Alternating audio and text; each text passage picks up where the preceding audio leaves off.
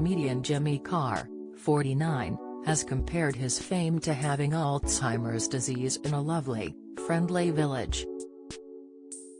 The funny man also questioned why fellow celebrities moan about the attention they receive, as it is a lifestyle they have chosen. Jimmy hit out at people complaining over the hardships of living life in the public eye, even going so far as to describe being a celebrity as the natural state.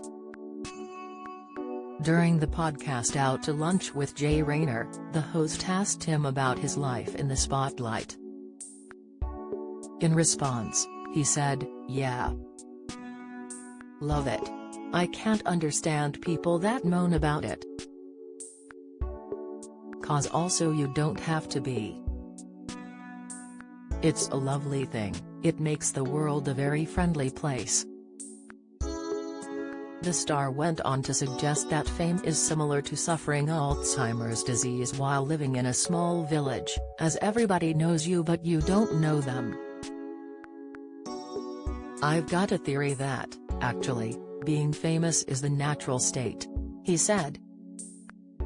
"I suppose being famous is a bit like living in a lovely, friendly village but you've got Alzheimer's because you don't know anyone but they know you."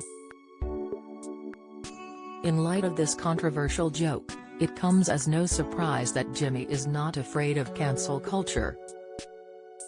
The star has maintained he isn't concerned about being cancelled for his jokes, even though they have been known to sometimes rub people up the wrong way. Jimmy opened up about his joke-writing process, revealing that his one-liners are all tested in front of an audience before they even make it into his stand-up tours. He said, "I think that's a hill I'd be willing to die on. You write jokes, let's say you write 1,000 jokes for a show or 2,000 jokes for a show. You probably need 300 for a touring show, for me. You test them in front of an audience. The audience tell you two things. They tell you whether it's funny or not, it's binary, it either gets a big laugh or it doesn't, and they tell you if it's acceptable."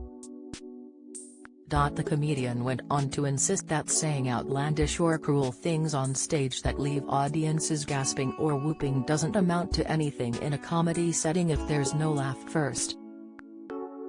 He also complained that it was much easier to be politically correct for those who didn't choose to do stand-up comedy for a living. He added, "It's a tough thing because you go, what actually makes you laugh?